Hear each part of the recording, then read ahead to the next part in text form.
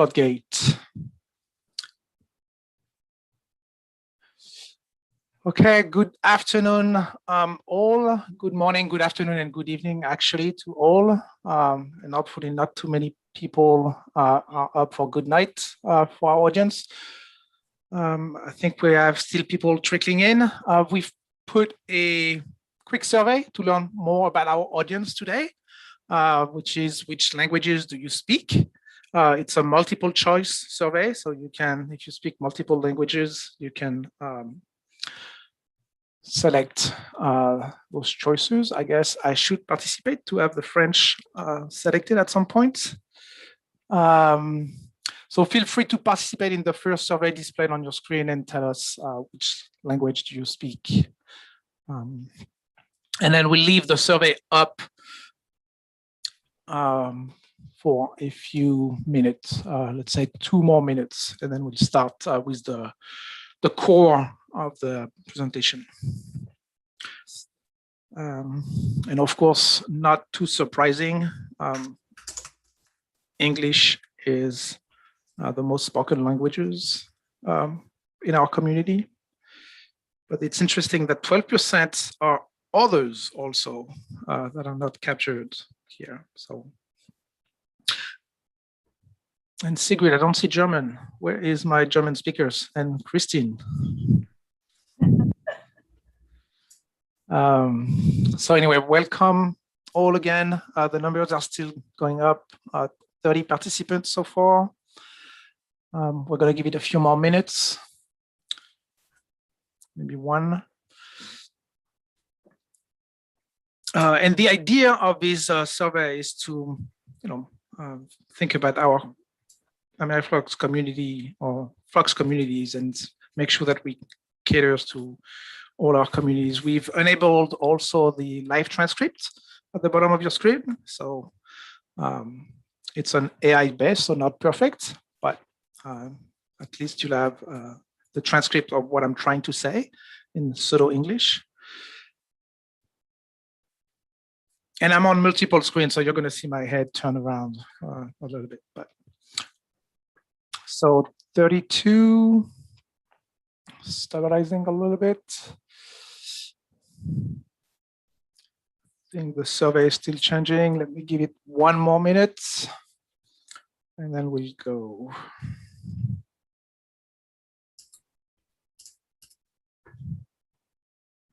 And we have a few things in the chat as well. So, okay, 203. Thank you for participating in the survey. Let me move the slide. So my name is Sebastian Birod. I'm a geophysicist at the Lawrence Berkeley National Lab. I serve as Margaret Thorne deputy for the AmeriFlux management project, and I also lead the AmeriFlux technical team. I want to welcome you to the 9th of a series of monthly webinars hosted by the AmeriFlux management program. This one is hosted by the AmeriFlux tech team, which includes Stephen Chan, Sigrid Dangle, and Arsen Chu as pictured in the slides. The slide of this seminar will be shared on the AmeriFlux website, as well as a recording of the presentation later on. The webinar is on fieldwork safety. It will last about an hour, 35 minutes for contents and polls, 15 minutes, 10-15 minutes for 2 parallel breakout sessions and feedbacks from our audience. And that should give us a few minutes to spare for transition and final thoughts. So just a quick point on logistics. There is a chat window in Zoom. I mean, we've been using Zoom for 15 months now. The tech team members will be moderating, and you can send message for question, comments, and Zoom help using these features. Depending on the volume of questions, we might have most of the replies in the chat. We have prepared 3 live surveys for the audience today, so feel free to participate as you see fit. And next slide, the floor is yours, Stephen. Great, thank you, Sebastian, and thank you everyone for attending the webinar today. So a quick overview of the content. I'll do a quick couple slides on introduction and some of the motivation about why we want to talk about this topic. Then we'll move on to the core of the presentation, which will be all about site safety planning. And we'll have 3 focused discussions on the topics listed below. And then finally, we'll wrap up the more formal part of the webinar and transition to some breakout rooms so the audience can interact with one another and discuss some topics that we've prepared on field site safety. So next slide, please. So about 2 months ago, we sent out a survey to the AmeriFlux community asking a number of questions about fieldwork safety. And first of all, I want to thank those who participated. It really helped shape the content of this webinar. We're just summarizing 2 of the questions that we asked on this slide. First, on the left pie chart, we asked about what topic areas were of most interest to the community. And we really saw 4 topics receive similar levels of interest. In the blue wedge was site safety planning, and that's really going to be the umbrella for how we frame the other topics. Also generating a lot of interest were topics around working at height, fieldwork code of conduct in yellow, and then work alone considerations in red. The second pie chart and question we asked was around challenges that site teams face around fieldwork safety. And there were a number of responses. Those in the red and orange wedges really focused on lack of training or lack of resources as being impediments to conducting their work safely. And this is feedback that we've really taken seriously, and we'll be working beyond just this webinar to try to identify and share more resources for training and safety development to the community. We also heard a number of respondents cite cutting corners to save time or money as an issue, and that's the green wedge. And then lastly, in the blue wedge, high rates of staff turnover leading to loss of that institutional knowledge and best practices around working safely.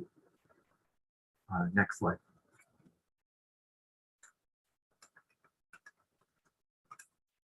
All right, first and foremost, I just want to say up front that everyone here on the AmeriFlux Management Project, care deeply about your safety. I'm going to assume that your friends and family also care about your well-being and safety. And lastly, I hope all of us as individuals take a deep share in our own personal safety. The best means of preparing and preventing accidents is through advanced preparation, and that's really the focus of our conversation today, is this idea of advanced planning before we conduct our work. A quick note before we move on. When I refer to safety, I want to emphasize that this is more than just the physical safety, the bumps and bruises, broken bones kind of things, but there's also a very strong human component that relates to psychological safety. Safety should be framed not just with regard to how we prevent accidents, but also how we promote and build teams and workplaces that really promote open communication and camaraderie. Places where team members are comfortable saying, stop, hold on, this doesn't look right, this looks risky. So with that, let's move on to the next slide. And the figure on the right, this diagram, I'm going to call the safety circle. This is going to be the framework around this whole webinar, how we think about workplace safety and planning. I've taken this directly from my workplace, Lawrence Berkeley Lab, but I've seen very similar frameworks used at a number of institutions and other federal agencies.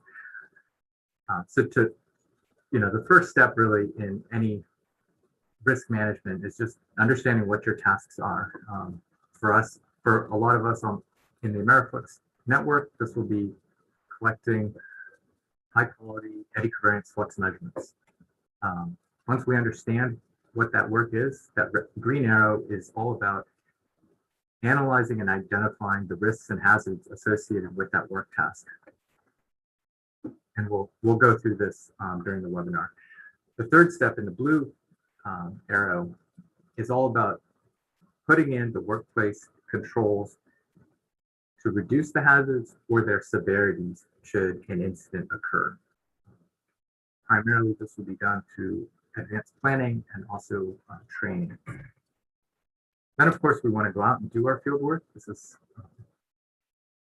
pretty clear. And then the last but very critical part is this yellow arrow, which is all about iterating and improving our planning processes through feedback. So with that, I think the first step I'm going to kind of gloss over. I think we all are clear on what we're trying to do, which is collect flux measurements. I'm going to now move and spend some time on the second part, which is about analyzing our hazards. So on the next slide, we're going to invite you to participate in another poll, which is asking, what hazards do you face when you collect your flux measurements? So feel free, this is free text. You can go to pollev.com/AmeriFlux.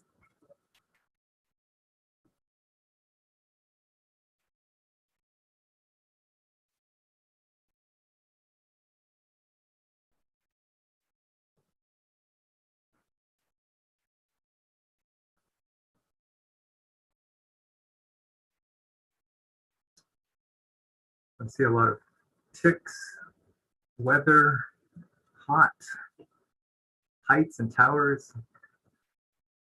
a lot of insects, bees.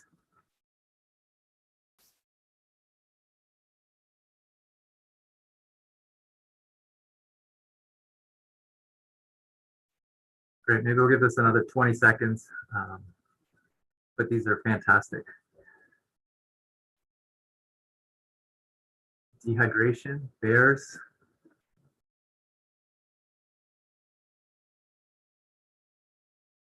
Moose, very good.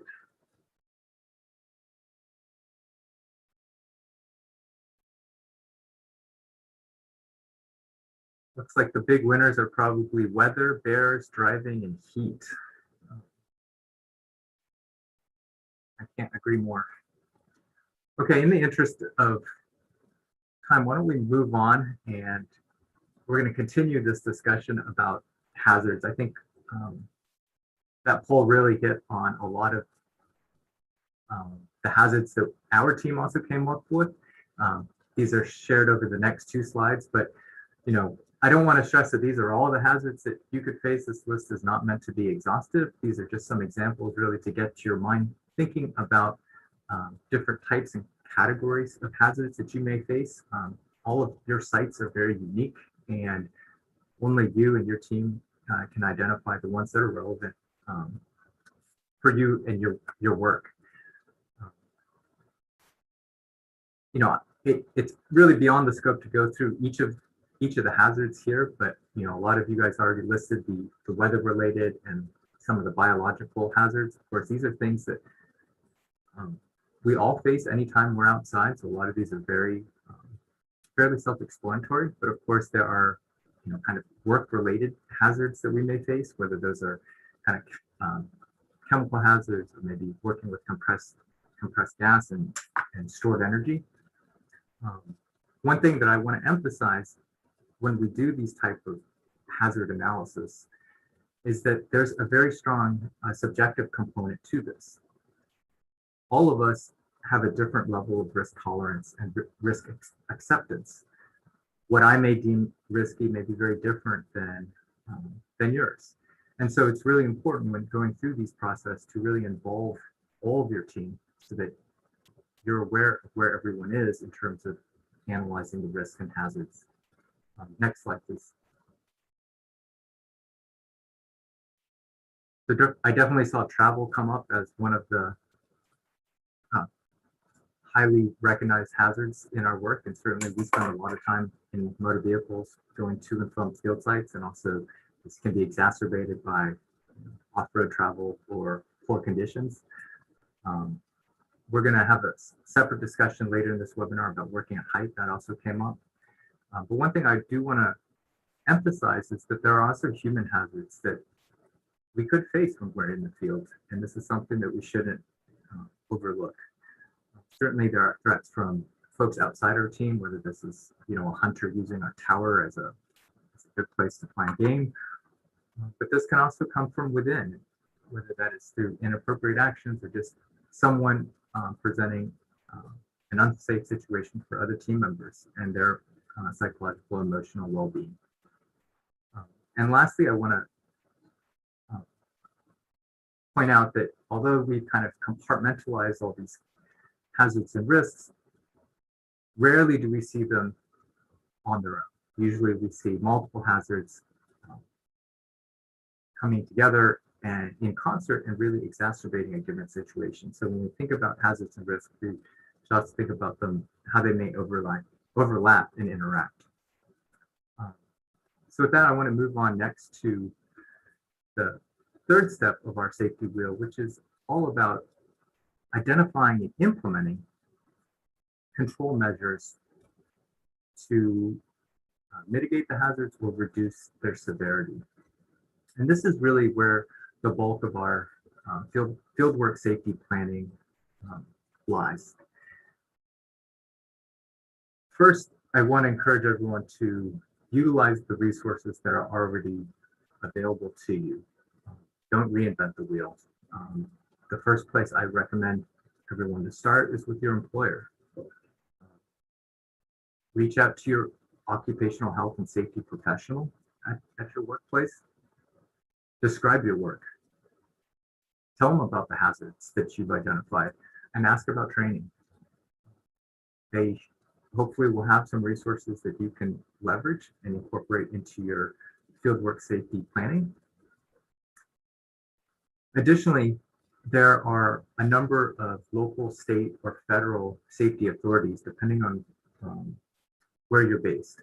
Here in the US, a lot of this is governed by the Occupational Safety and Health Administration, or OSHA.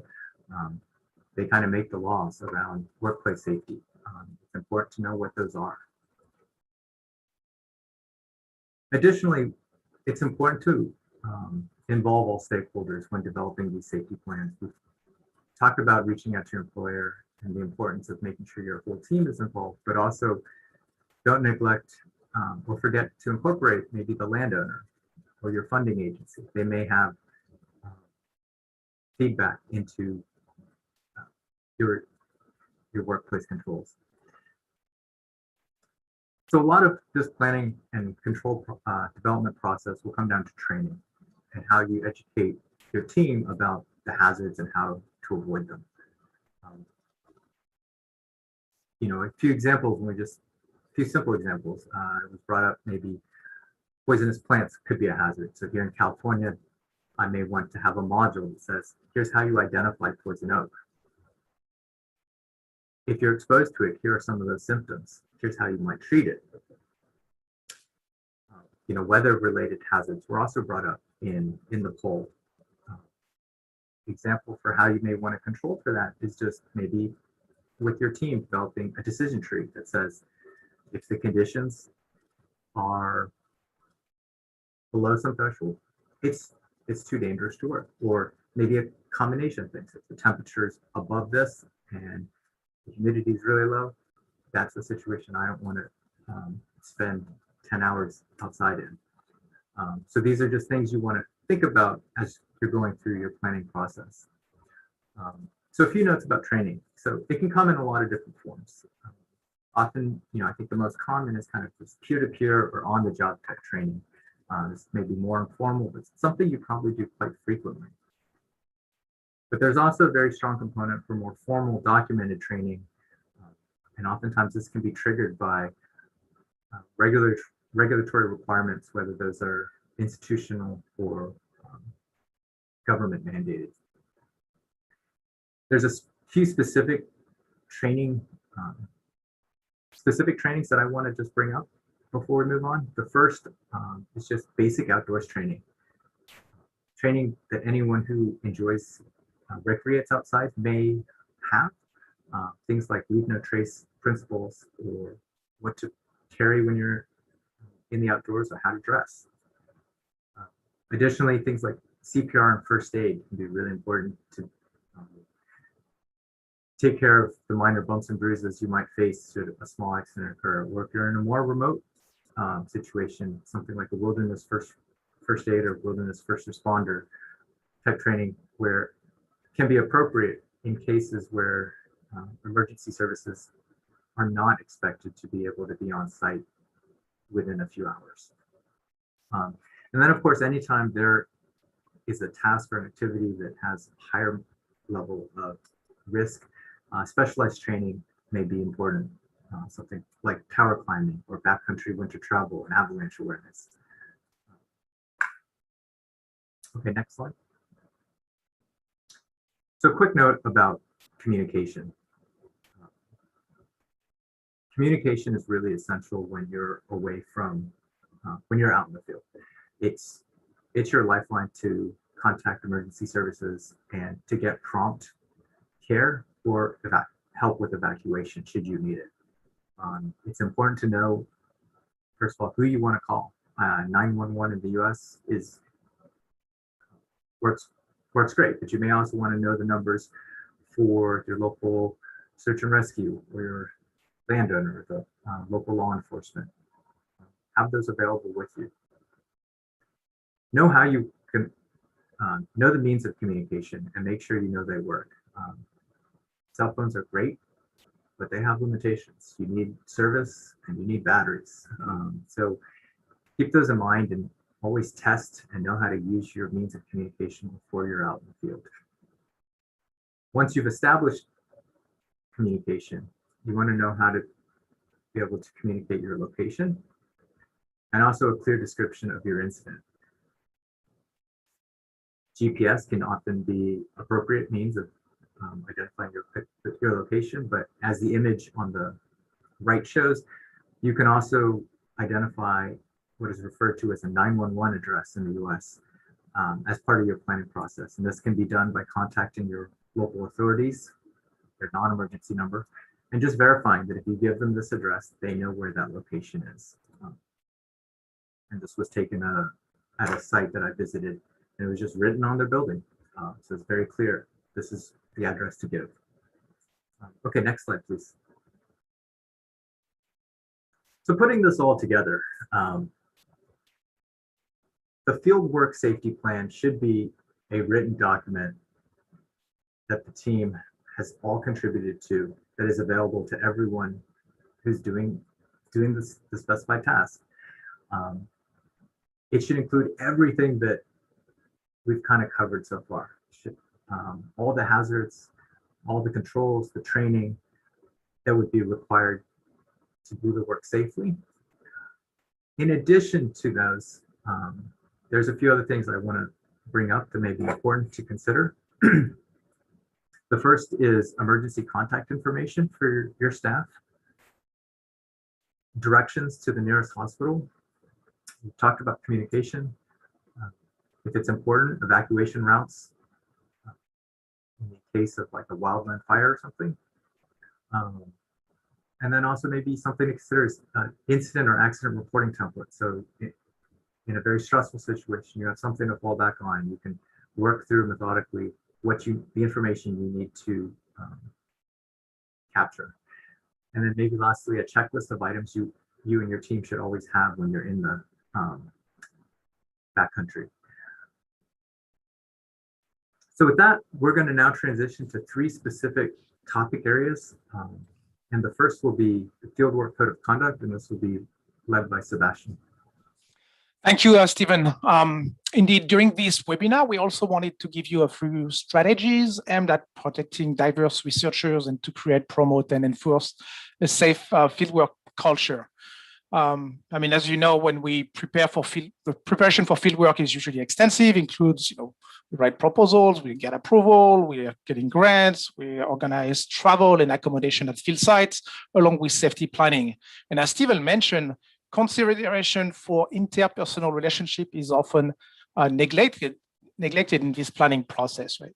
So fieldwork often take place in remote field settings, far from important resources such as emergency medical services, staff living together in close quarters, where, for instance, they can get away from each other and are separated from their broader support communities. For these reasons, I mean, it is important to create an environment that is both safe and supportive when we conduct fieldwork. Steps can be taken at the institution level, organizing training and workshop, PI level, establishing clear roles and responsibilities during fieldwork activities, and even at staff level to mitigate the risks. As best practices, the code of conduct for field activity should also be written before field trip begins.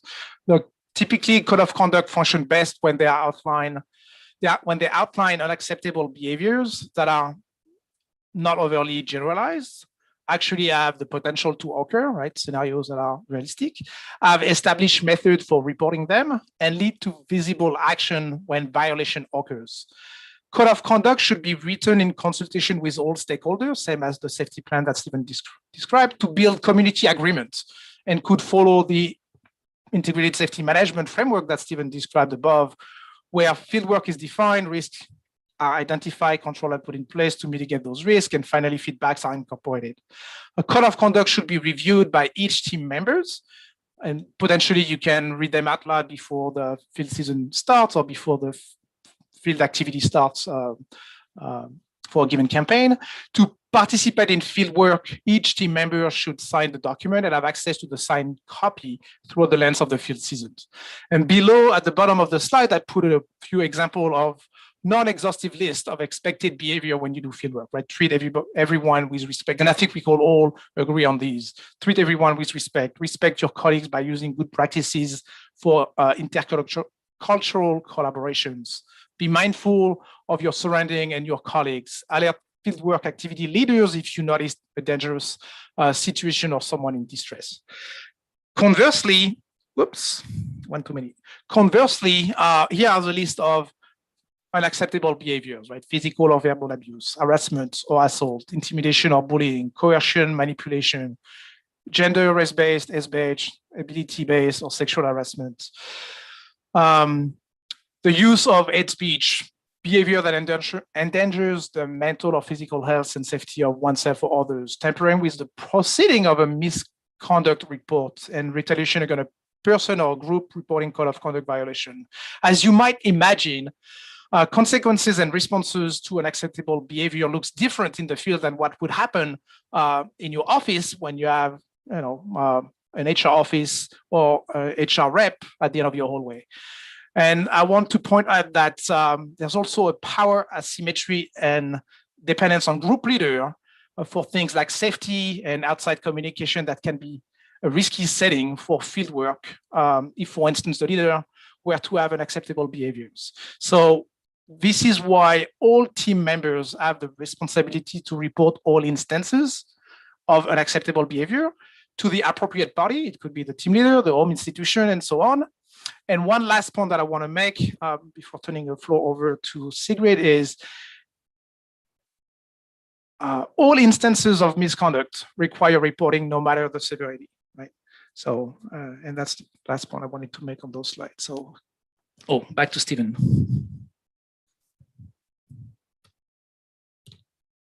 Sorry.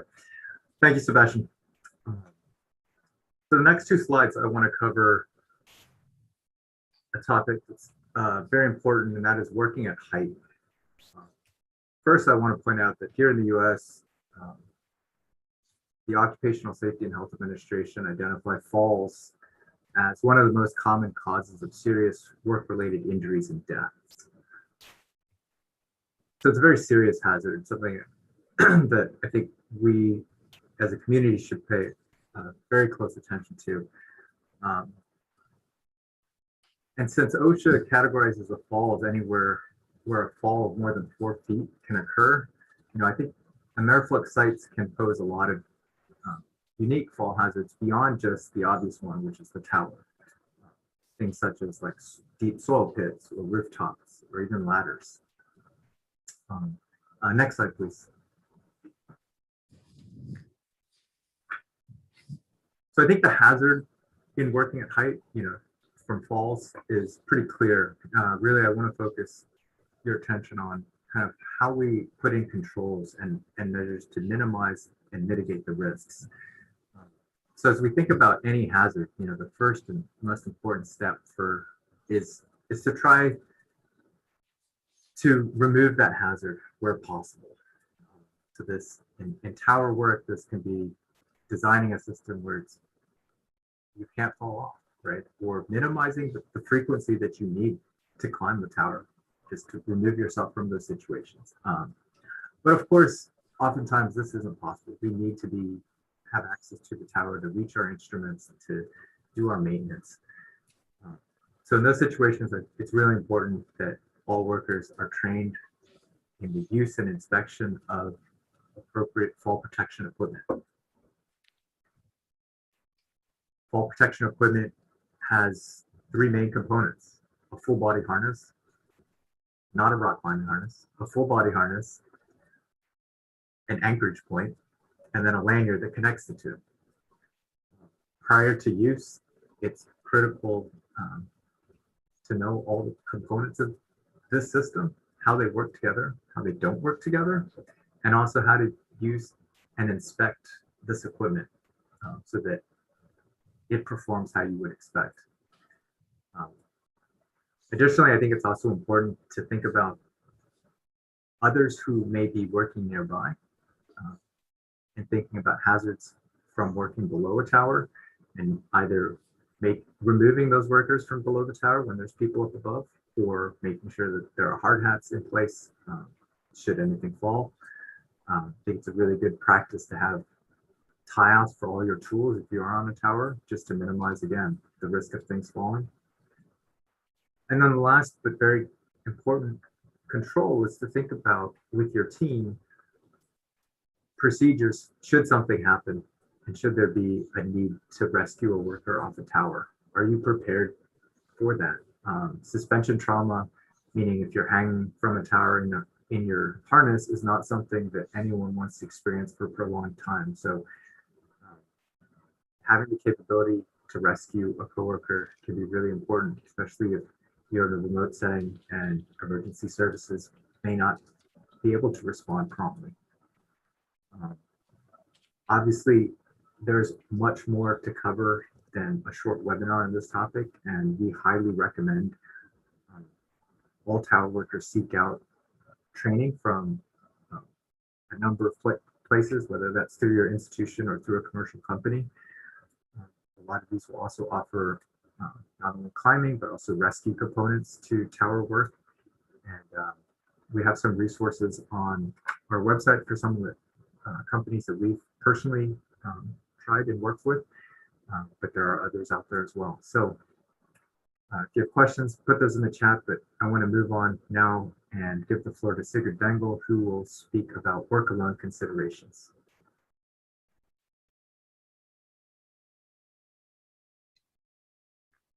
Okay, so let's talk about work alone. So before you even think of working alone in the field, you of course need to have to be authorized by your own institute or university, but also authorized to work alone by a host institute if you're working at a site that is not yours. And when it comes to work alone, you should always ask yourself, do you really have to work alone? Can you work with someone else? Can you coordinate to work so you're overlapping at least for parts of the time in the field? Because, you know, if you fall and break your hip, you're not getting off the floor.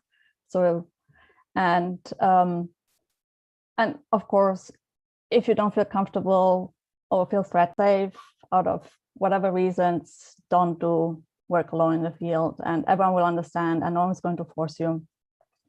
So if you have all the paperwork in place and you decide to head out to the field, make sure that your team knows what you're going to work on, knows all your tasks. If you need to climb a tower or a ladder, or if you have to wade through a pond to get to your tower or row in a boat. So people know what work you're going to do, and always have a check-in and check-out plan in place. And so people know when to expect you to be at the site or when to expect you to be back or leave the site. And you should always know how to get away from the site in case of an emergency. For example, the way you park the car, that's simple things like this, keep in mind. And always be realistic of how long you will spend at the site. Don't think like, oh, I can do all these 10 different jobs. They only take like 5 minutes each. I'm in and out in 1 hour. No, we've all been in a situation where a 5-minute job ended up being like 2 hours and 5 minutes, and not just 5 minutes. And so just be realistic in when you're out there by yourself. And so yeah, so next slide, please.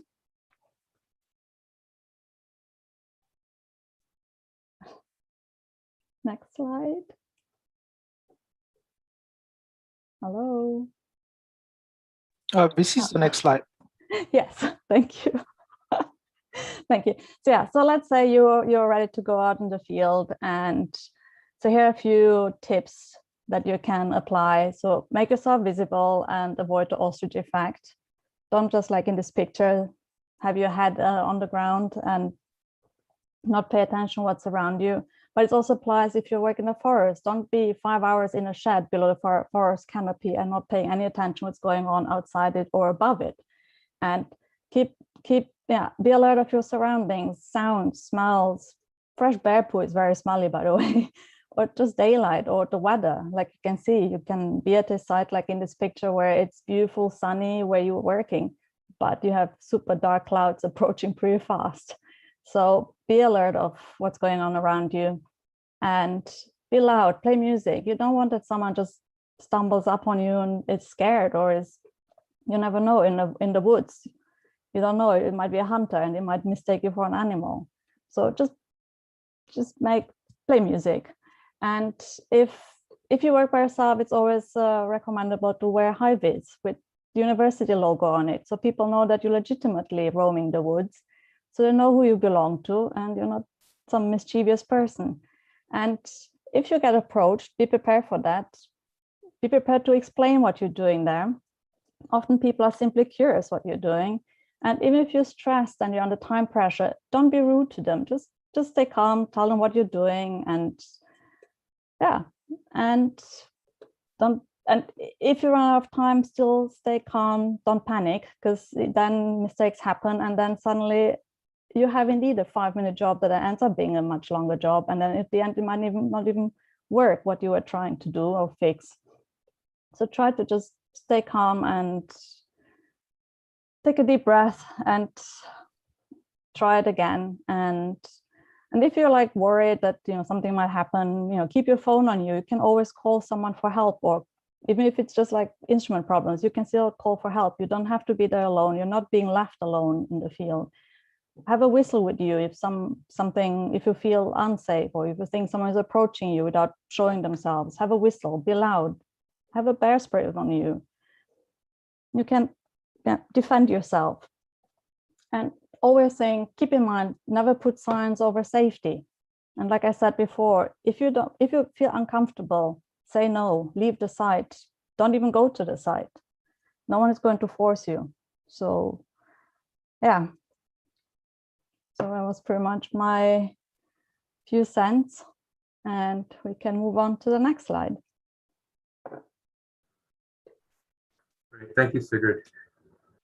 So coming back to our safety circle, after we've done and performed the work, really the last step of this process is all about feedback.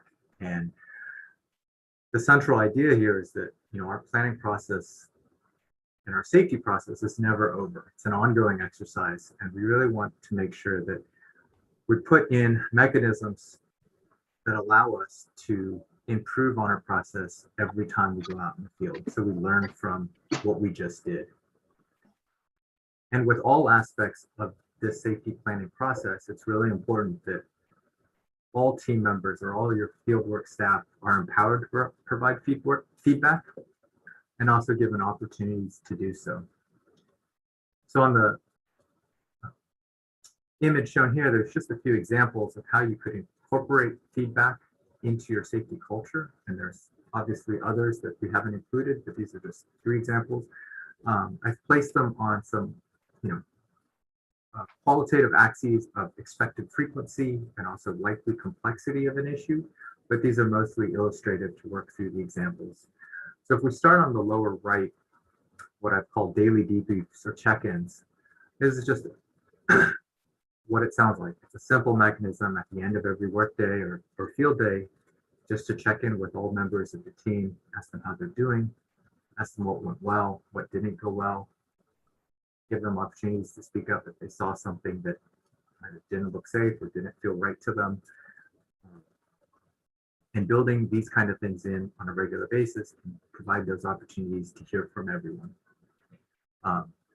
In the middle, or what I've termed near misses or close calls, these are incidents where an injury didn't occur, but all the causal mechanisms were in place for a serious accident.